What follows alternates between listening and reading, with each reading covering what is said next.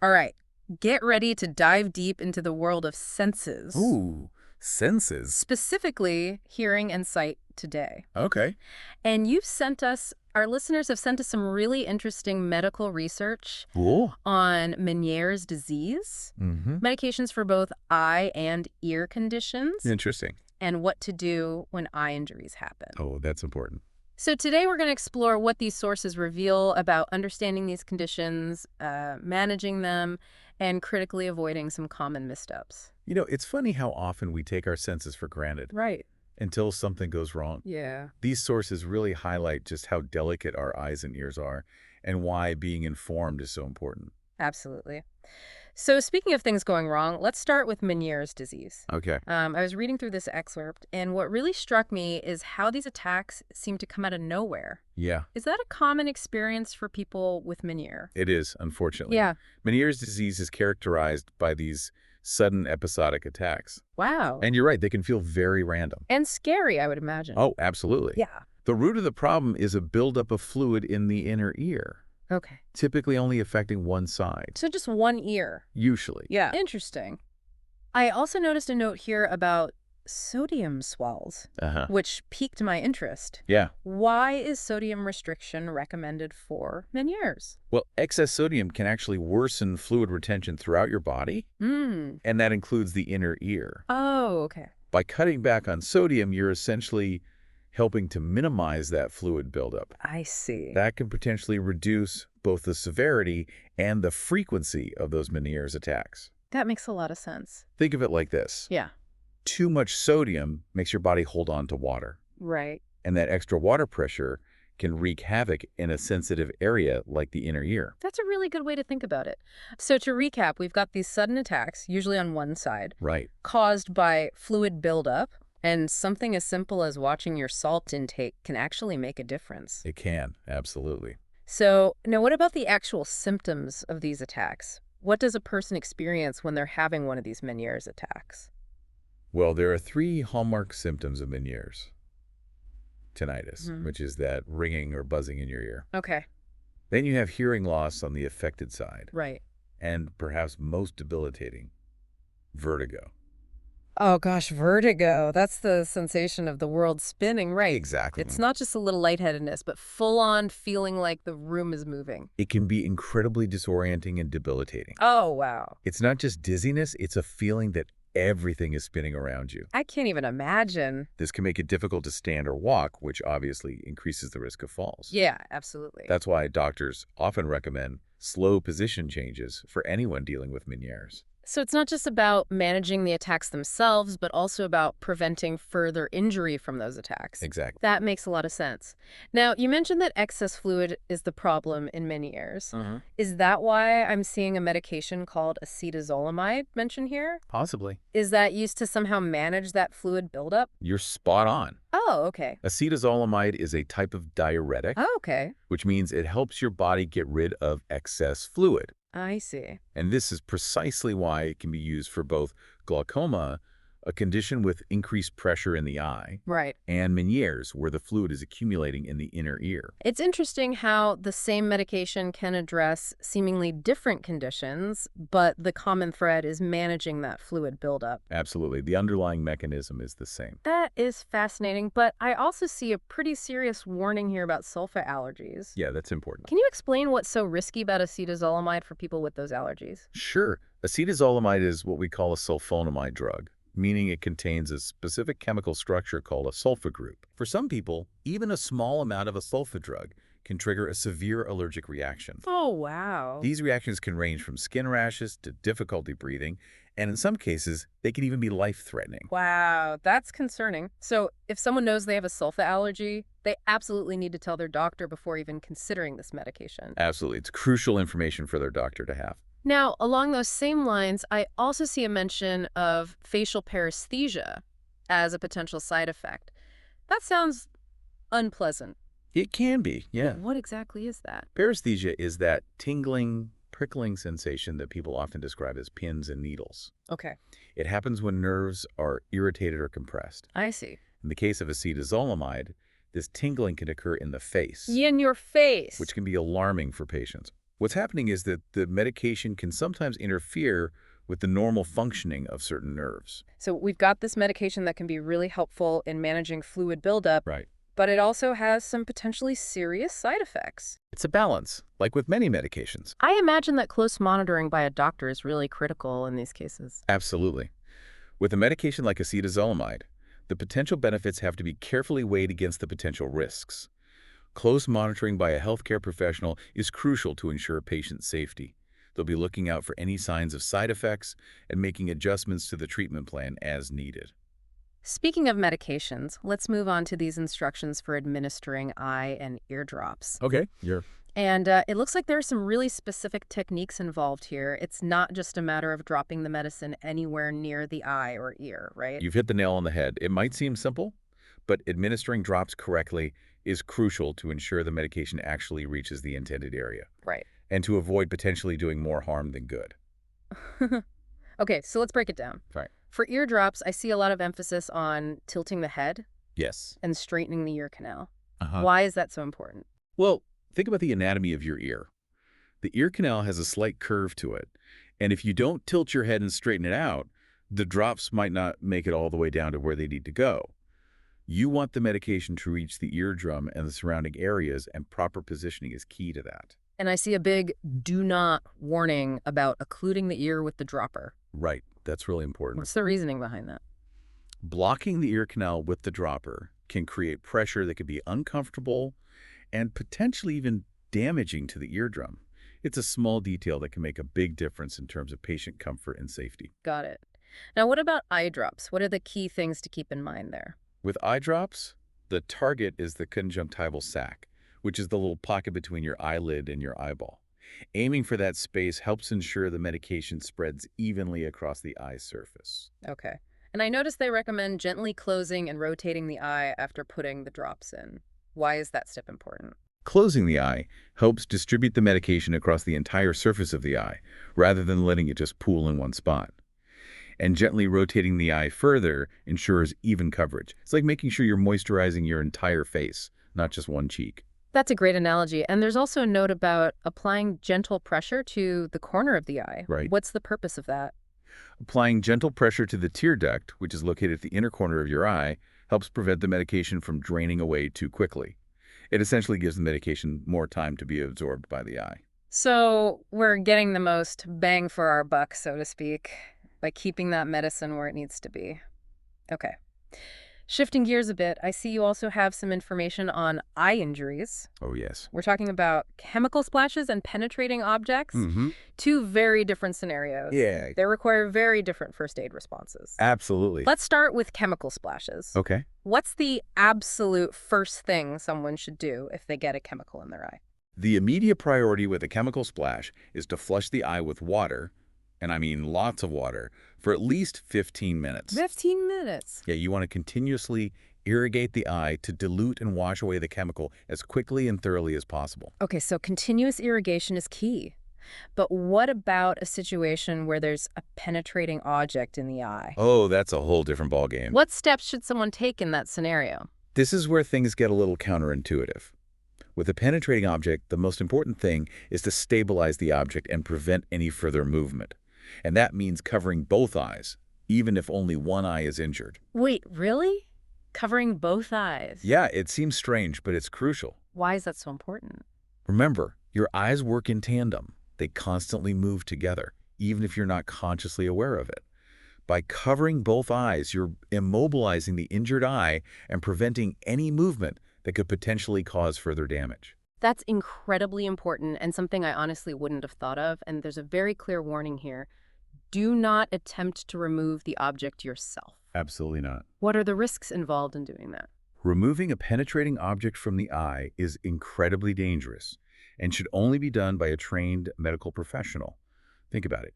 You've got delicate blood vessels and nerves in there, and any attempt to remove the object could cause severe bleeding or even permanent damage.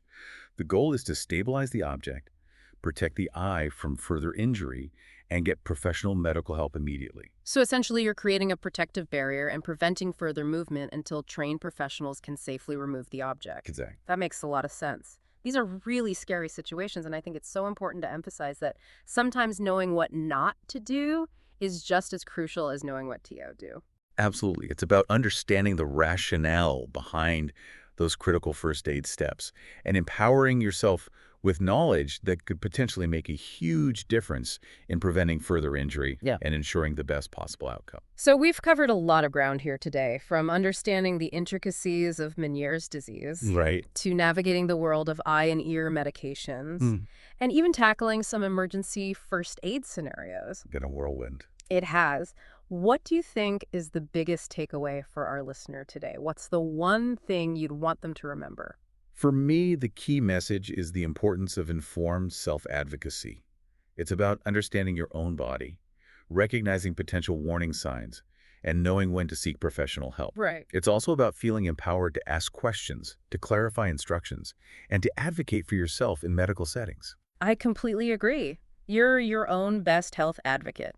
Don't be afraid to speak up, to ask for clarification, and to make sure you fully understand your treatment plan. Now, for those of us who might not be facing any of these specific conditions, what's a key takeaway we can all apply to our daily lives? If we connect this to the bigger picture, it's about paying attention to those subtle signals your body sends you. Right. We talked about how excess sodium can affect the inner ear in Meniere's disease. Right. But sodium plays a role in so many bodily functions, including regulating fluid balance and transmitting nerve impulses. Right. So maybe that seemingly insignificant note about sodium swells Yeah. is a reminder to be more mindful of your overall diet Okay. and how it might be affecting your health in ways you haven't even considered. It's about taking a proactive approach to your well-being. That's such a valuable perspective. It's easy to dismiss those little details, but they can often hold important clues about our overall health. It's fascinating how these seemingly simple things, Yeah. like putting in drops, Yeah. can actually be quite nuanced. It makes you appreciate the complexity of our bodies, doesn't it? It really does. And speaking of those little details, Mm-hmm. I'm curious about something. Yeah. We were talking about warming up eardrops to room temperature. Uh-huh. Is there a reason why that's so important? Well, I mean, is it just about comfort, or is there something more to it? it's definitely about comfort, Okay. as cold eardrops can be jarring Right. and unpleasant, Sure. but there's also a physiological reason. Cold liquid in the ear can actually trigger a reflex that causes dizziness, kind of like a mini version of vertigo. Oh, wow. Warming those drops up helps avoid that unpleasant sensation. That's really interesting. It's one of those little things that can make a big difference. It's amazing how those little things can make such a big difference. Yeah. Now, while we're on the topic of medications, Okay. I noticed something else in these sources. Mm-hmm. It seems like there are a lot of warnings Yeah, and cautions. definitely. Especially when it comes to things like drug interactions. Oh, yeah. How can our listener be more proactive in avoiding those kinds of potential problems? That's a great question. Yeah. And it highlights the importance of being your own health advocate. Okay. A simple but often overlooked step Okay. is to keep a list of all the medications you're taking, Right. including over-the-counter drugs and supplements. Okay. And make sure you share that list with all your healthcare providers. Right. This way, they can check for any potential interactions before prescribing anything new. That's such practical advice. It's like having your own personal medical cheat sheet, right? Exactly. Yeah. And don't hesitate to ask questions. Okay. If your doctor prescribes something new, ask about potential side effects Yeah. and whether it might interact with any other medications you're taking. Right. It's your health, Yeah. and you have the right to be fully informed. I love that. Informed and empowered. Okay. Let's shift gears a bit and talk about a topic that can be really scary. Eye injuries. We've already covered chemical splashes and penetrating objects, but what about more common injuries, Yeah. like scratches Yeah. or corneal abrasions? Those can happen pretty easily. They can, especially if you wear contact lenses or spend a lot of time outdoors. A corneal abrasion is essentially a scratch on the surface of your eye, Right. and it can be incredibly painful. Very painful. Ouch, I can only imagine. Yeah. What should someone do if they think they might have scratched their eye? Should they Oh. just try to wait it out? While minor scratches often heal on their own, Okay. it's always best to err on the side of caution and see an eye doctor, Oh, okay. especially if the pain is severe or if you're experiencing any vision changes. So no toughing it out. Got it. It's better to be safe than sorry. What can an eye doctor do for a corneal abrasion? They can examine your eye with a special microscope Okay. to assess the severity of the scratch. Okay. They might prescribe antibiotic drops or ointment to prevent infection. And in some cases, they might recommend wearing a patch for a few days to protect the eye while it heals. It's amazing how even a tiny scratch on your eye Yeah, can require that level of care. right. It really makes you appreciate how delicate our eyes are. Absolutely. Mhm. And it reinforces the importance of protecting our eyes, wearing sunglasses, Right. using safety goggles when appropriate, Mm-hmm. and being careful with makeup and contact lenses can go a long way in preventing those types of injuries. Speaking of prevention, Okay. there's one more type of eye injury I wanted to touch on before we wrap things up. Burns. Okay. We've talked about chemical burns, Yeah. but what about burns from things like welding arcs Oh, yeah. or UV radiation? Those can be really serious. They can, and they often happen so quickly that people don't realize the extent of the damage until later. Right. It can be very deceptive. Welding arcs, for example, emit intense ultraviolet radiation. Uh-huh. That can literally burn the surface of your eye. And the thing is, you might not feel any pain right away. Exactly. That's what makes it so dangerous. So how can someone tell if they've experienced this type of burn? Well, What are the warning signs? symptoms can vary Okay. depending on the severity of the burn, Sure. but some common signs include pain, Okay. redness, Mm-hmm. blurred vision, Okay. sensitivity to light, Right. and a feeling of grittiness Mm. or sand in the eye. It sounds like a lot of those symptoms overlap with other eye conditions. They do. It can be tricky to self-diagnose. So is it important to see a doctor right away if you suspect you've experienced a burn? Why? Or can you wait and see if it gets better on its own? With any type of eye injury, Okay. it's always best to err on the side of caution and see an eye doctor Okay. as soon as possible. Yeah. They have the expertise and equipment to diagnose the problem accurately Yeah. and provide the appropriate treatment. Right. Delaying treatment can sometimes lead to complications and potentially even long-term vision problems. Okay, so the takeaway here is, if in doubt, Yeah. get it checked out. Yeah. It's better to be safe than sorry when it comes to your eyes. Couldn't agree more. This has been such an insightful conversation. It's Yeah. amazing how much we've learned about the intricate workings of our eyes and ears, Right. and how those seemingly small details Yeah. can actually have a big impact on our health. It's all about making those connections, Well, those yeah. aha moments that help people understand their bodies better Mm. and make informed decisions about their health. And speaking of aha moments, Yeah. I have one more question for you Okay. before we move on to our final thoughts for today. Right. We've talked a lot about the physical aspects of eye and ear health, but what about the psychological impact of sensory loss? Oh, that's a really important point, Yeah, and one that's often overlooked. right. Sensory loss. Yeah, Whether it's hearing loss, right. vision loss, Mhm. or any other type of sensory impairment Yeah. can have a profound impact on a person's emotional well-being and quality of life. What are some of the challenges people might face when dealing with sensory loss? Well, imagine losing the ability to hear your loved one's voices Right. or to see the beauty of the world around you. It can lead to feelings of isolation, frustration, Yeah. and even depression. Wow. Simple tasks that most people take for granted, Yeah. like having a conversation Right. or navigating a crowded street, Yeah. can become incredibly difficult. It's a reminder that our senses are so much more than just physical inputs.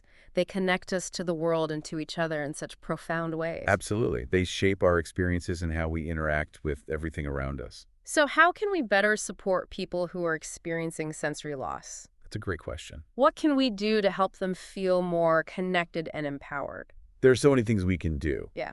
both on an individual level Okay. and as a society. Right. On a personal level, Mm-hmm. simple things like speaking clearly, Okay. facing the person you're talking to, Right. and being patient can make a huge difference for someone with hearing loss. Right. For someone with vision loss, offering a guiding arm, Okay. describing your surroundings, Right. and being mindful of obstacles can help them navigate the world more easily. It's about being mindful, being empathetic, Yeah. and being willing to adapt our own behaviors Exactly. to make things easier for others. And on a societal level, Okay. we need to continue to advocate for accessibility, Right. for inclusion, Mm. and for resources that support people with sensory loss. Things like closed captioning, Right. audio descriptions, Hmm. and accessible transportation can make a huge difference in allowing people to fully participate in society. It's about creating a world where everyone, Yeah, regardless of their sensory abilities, exactly. can thrive and connect. Now, before we move on to our final thoughts for today, I wanted to quickly recap what we've covered. We've delved into the complexities of eye and ear medications, Right. explored the importance of early intervention for eye injuries, Uh-huh. and even touched on the psychological impact of sensory loss. It's been a really broad discussion. It has been a wide-ranging conversation, but hopefully our listener is feeling more informed and empowered to take charge of their sensory health. That's the goal. It's all about providing those aha moments, Yes. those nuggets of knowledge that Yeah. people can take away and apply to their own lives. Absolutely. It's about empowering people with information. Exactly. And speaking of aha moments, Okay? I have a final thought for our listener today. Something to ponder as they go about their day. I like it. We've talked about how delicate our senses are Mm-hmm. and how easily they can be damaged. Right. But what about the incredible resilience of the human body? Oh, that's a good one. How is it that we can recover from injuries, Yeah. adapt to changes, Mm. and even regain lost sensory function in some cases? It's truly remarkable. It really is. The human body is capable of amazing things. It really is. I think sometimes we focus so much on what can go wrong that we forget to appreciate the incredible healing power of our bodies. Absolutely. And that resilience extends beyond the physical. Think about how people adapt to sensory loss. Right. They develop new ways of navigating the world, of communicating, of experiencing life. It's a testament to the human spirit's ability to find new paths, even in the face of challenges. That's a beautiful way to put it. It's a reminder that even when things seem difficult, there's always hope, always a way to adapt and to find new sources of joy and connection. Precisely. And it brings us back to the core message of this deep dive. Uh-huh. Informed self-advocacy. Whether it's managing a specific condition, preventing injuries, or adapting to sensory changes, knowledge is power. It's about understanding your own body, being aware of the resources available to you, and feeling empowered to advocate for your own health and well-being. And it's about recognizing that we're not alone in this journey. Absolutely not. There are communities, organizations, and healthcare professionals who are dedicated to supporting us every step of the way. Exactly. So to our listener, as you go about your day, remember to listen to your body, to be proactive about your health, and to seek support when you need it.